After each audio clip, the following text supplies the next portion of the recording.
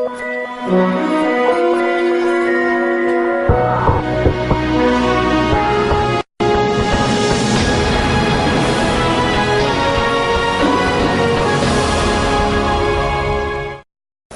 Back नाजरीन। Doctor Mohsin Gilani साहब से बात हो रही थी, तो वहीं से सिलसिला शुरू करते हैं जहां से टूटा था। जी डॉक्टर साहब। जी, मैं ये बता रहा था कि तो जो खौफ है वो एक बड़ी रुकावट है इस बीमारी के इलाज के लिए।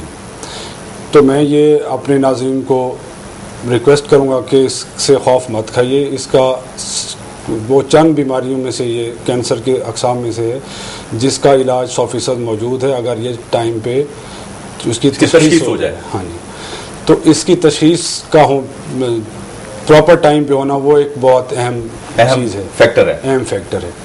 तो ऐसी ख़वातीन जिसकी 30 साल से, जिस तरह पहले हमने डिस्कस किया कि 20 से 30 साल की उम्र से शक में पड़ जाना, मुब्तला हो जाना चाहिए कि ये बीमारी हो सकती है, तो 30 साल की उम्र के बाद अपना तिब्बी मुआयना जो है वो ज़रूर साल में एक मरतबा ज़रूर करवाएं। अच्छा डॉक्टर साहब, इससे बचाव किस तरह मुमकिन है? अच्छा, इससे बचाव क्या एहतियाती तदाबीर जो हैं इससे हम बच सकते हैं, उसमें आप जरा। अच्छा, वो उसमें जैसे डॉक्टर मोहसिन जिक्र कर रहे थे, स्क्रीनिंग से मुराद ये है कि early detection of the disease, यानी तशख़ीस बर वक्त हो जाना। उसके 2-3 तरीके हैं। सबसे इम्पॉर्टेंट जो एलिमेंट स्क्रीनिंग में है वो ब्रेस्ट सेल्फ एग्जामिनेशन है। जो ख़वातीन अपनी ब्रेस्ट का ख़ुद से एग्जामिनेशन कर सकती हैं, मुआयना कर सकती हैं, जब भी कभी उनको ब्रेस्ट के अंदर गिल्टी महसूस होती है, अपने हाथ से वो फील करें और गिल्टी की महसूस होने के बाद वो उसका फौरी तौर पर मुआयना करवाएं और उसकी तशख़ीस कराएं। अच्छा, उसकी तशख़ीस के अंदर 2 बहुत इम्पॉर्टेंट है। एक तो मेमोग्राफी है जो कि निस्बतन लेस इन्वेसिव समझ लें, या ब्रेस्ट का वो एक्सरे कहलाया जाता है, और दूसरा FNAC है जो कि हर जनरल प्रैक्टिशनर क्लिनिक में भी हो सकता है या किसी भी हॉस्पिटल या पैथोलॉजिस्ट के पास जाके वो अपनी ब्रेस्ट की तशख़ीस के लिए नीडल डालकर और उसकी तशख़ीस हो जाती है। और ये एक बहुत अर्ली स्टेज के ऊपर अगर डिटेक्शन हो जाती है तो 100% क्यूरेटिव रिजल्ट्स मिल सकते हैं।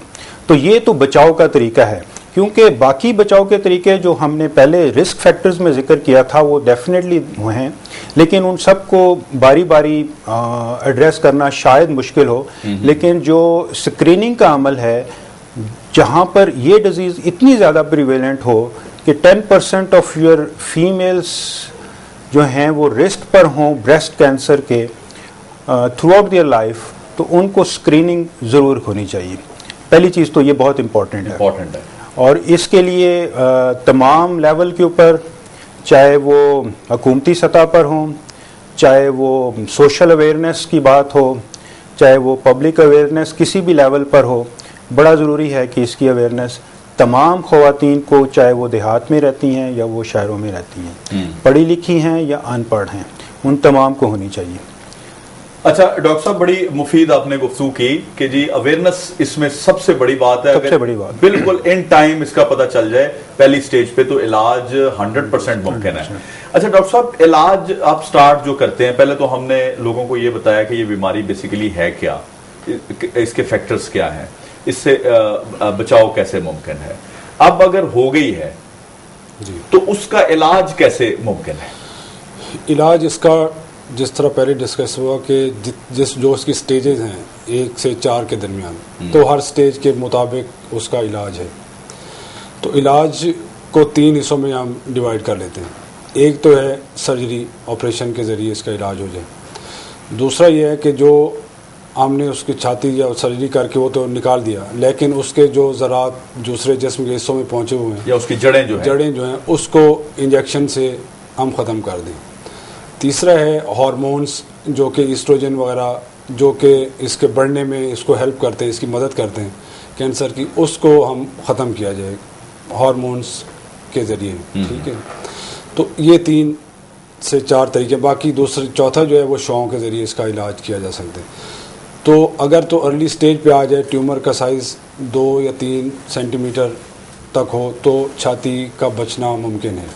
सिर्फ उसे गिल्टी को निकाल दें, 2 से 3 सेंटीमीटर ज़्यादा हिस्सा लेकर छाती का, बाकी छाती को बचाया जा सकता है।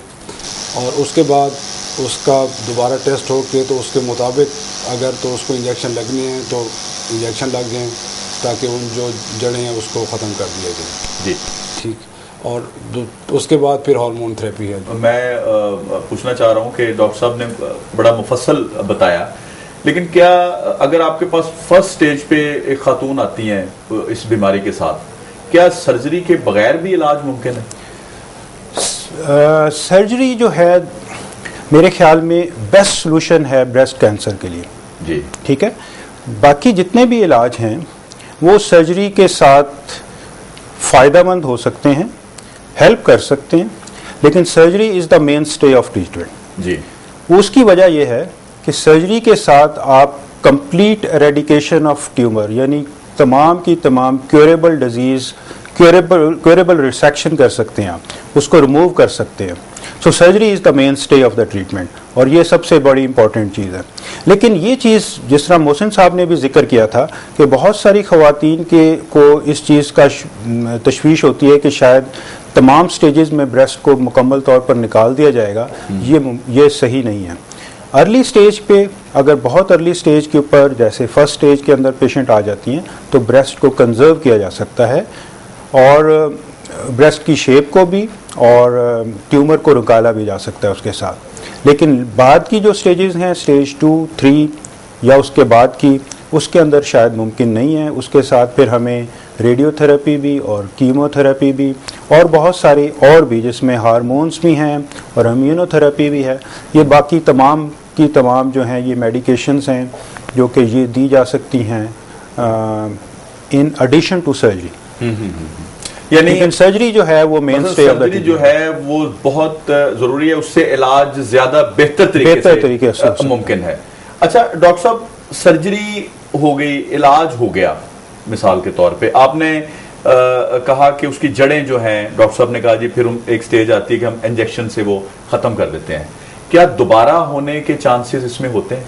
फिर वही बात डिपेंड करता है किस स्टेज और किस ग्रेड का ट्यूमर है। क्या वो ब्रेस्ट कैंसर कन्फाइंड है सिर्फ ब्रेस्ट की तरफ है, उससे बाहर नहीं गया? अगर तो वो बाहर चला गया हुआ है फिर तो ये एक सिस्टेमिक डिजीज बन गई, पूरे जिस्म में चली गई है, जिगर में भी जा सकती है, फेफड़े में भी जा सकती है, जिल्द में भी आ सकती है, गिल्टियों में भी जा सकती है, यानी ये फैलता चला जाता है। फिर वो फैलता चला जाता है। फिर एक तो चीज़ के सिंपल सर्जरी से मुमकिन नहीं होता, फिर आपको जाहिर है उसके साथ शुआओं का भी लेना पड़ता है और कीमोथेरेपी भी यूज़ करनी पड़ती है, और उससे भी सर्वाइवल रेट शायद प्रोलॉन्ग तो हो जाए। सर्वाइवल रेट हम इसको ये कहते हैं कि एक अंदाज़ा होता है कि उस खास दौरान, चाहे वो 1 साल का सर्वाइवल रेट हो या 5 साल का हो या 10 साल का हो, कि 50% लोग उस स्टेज में, उस पर्टिकुलर स्टेज में, वो 2 स्टेज है या 3 स्टेज है या 4 स्टेज है, सर्वाइव कर सकते हैं। और उस सर्वाइवल टाइम को तो शायद हम प्रोलॉन्ग कर लें इफेक्टिव ट्रीटमेंट से, शुआओं से या दवाइयों से, लेकिन मुकम्मल तौर पर क्योर करना लेट स्टेज की डिजीज़ को फिर मुमकिन नहीं होता, यानी नामुमकिन हो जाता है। मुमकिन नहीं होता जी। आप ये नामुमकिन समझ लें, जब वो एक जगह एक ख़ास हद से फैल जाए, ब्लड में चली जाती है या वो गिल्टियों में चली जाए या वो फिर जिस्म के दूसरे अज्जा में फैल जाए, तो फिर किसी भी तरीका इलाज से मुमकिन नहीं होता। उनका जो दौरानिया है सर्वाइवल का, उनकी ज़िंदगी का, वो बढ़ाया जा सकता है, लेकिन किसी न किसी स्टेज पर वो फिर अपना दोबारा से डिजीज़ होने के चांसेस होते हैं। अच्छा डॉक्टर साहब, आप मुझे ये बताएं कि अमूमन कहा जाता है, डॉक्टर साहिबान भी इंस्ट्रक्शंस देते हुए मैंने सुना है कि माओं को अपने बच्चों को दूध जरूर पिलाना चाहिए, उससे कम से कम अगर इससे बचा नहीं जा सकता तो एक चीज जरूर है कि इसके चांसेस बहुत कम हो जाते हैं। क्या ये बात दुरुस्त है? इसको आप जरा हमारे नाज़रीन के लिए बताएं। जी ये बिल्कुल 100% दुरुस्त बात है।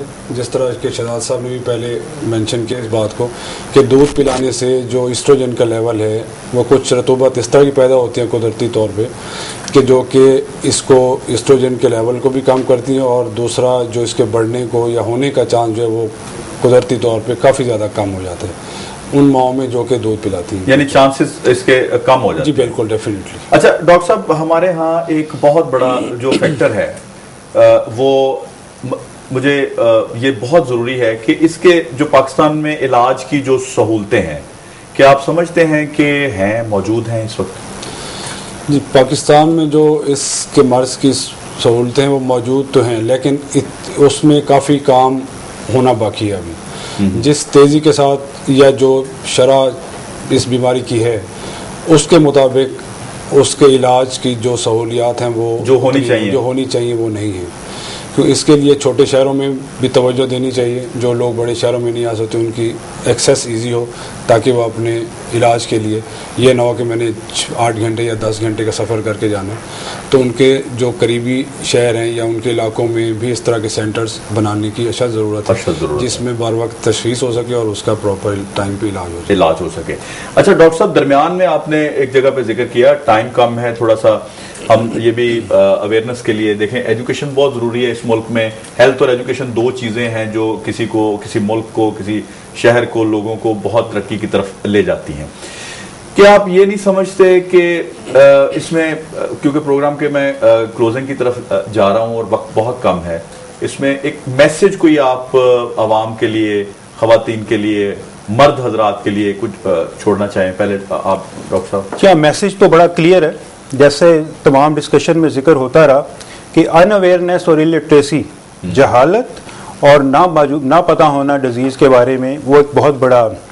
तो हमें चाहिए कि एक तो यह है कि इस डिजीज़ के बारे में अवेयरनेस जनरल पब्लिक के अंदर मौजूद होनी चाहिए। और नंबर 2, मैं चाहूँगा कि जितनी भी ख़वातीन, ख़ास तौर पे वो ख़वातीन जो कि दूर दराज इलाकों में रहती हैं, उनको कभी भी ऐसा मसला दरपेश आए जिसमें ब्रेस्ट में गिल्टी मौजूद हो, वो फौरी तौर पर अपना इलाज करवाएं। वो तमाम ख़वातीन जो कि यंग एज में हैं और समझती हैं कि कोई अबनॉर्मल फाइंडिंग वो फील करती हैं अपनी ब्रेस्ट में, फौरी तौर पर वो मुआलिज के पास जाएं और उसकी तशख़ीस करवाएं। क्योंकि जैसे तमाम डिस्कशन में जिक्र होता रहा कि अर्लीस्ट इज़ द बेटर, क्योंकि डिजीज कंप्लीट क्योरेबल है प्रोवाइडेड कि वो अर्ली स्टेज में उसको मतलब अगर तशखीस कर ली जाए। डॉक्टर साहब, आप कोई ऐसी बात जो रह गई हो फरमाना चाहें? कि जिस तरह मैंने पहले भी जिक्र किया कि इससे खुदा खौफ ना खाइए, बिल्कुल इसका इलाज सही बर वक्त तशखीस के साथ 100% इलाज मौजूद है। तो इसलिए जितना जल्दी हो सके, जिस थोड़े से भी शक भी हो तो आप ज़रूर लाजमी अपने जो करीबी मुआलिज है उससे रब्ता करें, और ताकि बर वक्त जो है इसकी तशख़ीस हो सके। एक और मैं इसमें ऐड करना चाहूँगा कि हमारे जो मैंने पहले भी जिक्र किया था, खुदारा ये जो हम दम और दरूद और खामखा की मलहमें लगवाते रहते हैं इन फोड़ों के ऊपर अपने अताइयों से और नीम हकीम लोगों से, उससे बचा जाए। क्योंकि जितने भी कैंसर के स्टेजेस पे पेशेंट्स हमें दूर दराज इलाकों से या इवन लाहौर में या बड़े शहरों के भी उन इलाकों से आते हैं, बड़े हॉस्पिटल्स में वो स्टेज पे आते हैं और उनकी तकरीबन तमाम की ये हिस्ट्री होती है कि वो उन्होंने किसी न किसी हकीम से, किसी न किसी जेली पीर से, किसी न किसी अताई डॉक्टर से उसको ऊपर इलाज करवाया होता है और उसको उन्होंने लेट कर दिया। यानी उन्होंने उस तशखीस में लेट होने की वजह से क्रूशल टाइम में। डॉक्टर साहब, इसमें बड़ी लंबी इसमें और बहस हो सकती है और लोगों के लिए और इन्फॉर्मेशन हो सकती है, लेकिन वक्त की कमी आड़े आ रही है। मैं आप दोनों हजरात का बेहद ममनून हूँ कि आप मेरे प्रोग्राम में तशरीफ़ लाए। नाजरीन, आपने डॉक्टर साहबान की गुफ्तगू सुनी और उन्होंने इंतहाई जामे गुफ्तगू की। इन तमाम बातों पे अमल करके हम इस बीमारी से ना कि सिर्फ बच सकते हैं, अगर मुब्तला हो गए हैं तो इसका इलाज 100% मुमकिन है, लेकिन इसके लिए तशखीस बहुत ज़रूरी है। अगर कोई जिस्म में, डॉक्टर साहब का कहना है कि अगर गिल्टी जिस्म में आप महसूस करते हैं तो घबराइए मत, खौफ ना खाइए, उसकी तशखीस के लिए कम से कम डॉक्टर के पास चले जाइए। मैं अपने नाजरीन के लिए दुआ करता हूँ, अपने पूरे मुआशरे के लिए, पाकिस्तानी मुआशरे के लिए दुआ गो हूँ कि अल्लाह ताला हमें इन आफात से महफूज रखे। मैं इस शेर के साथ ख़त्म करता हूँ। मेरी दुआओं में एक दर्द जगमगाता है, मेरी दुआओं में एक दर्द जगमगाता है, ये मेरे हाथ में किसने मसल दिए जुगनों। अपने मेजबान जवाद शमसी को इजाजत दीजिए। अल्लाह हाफिज।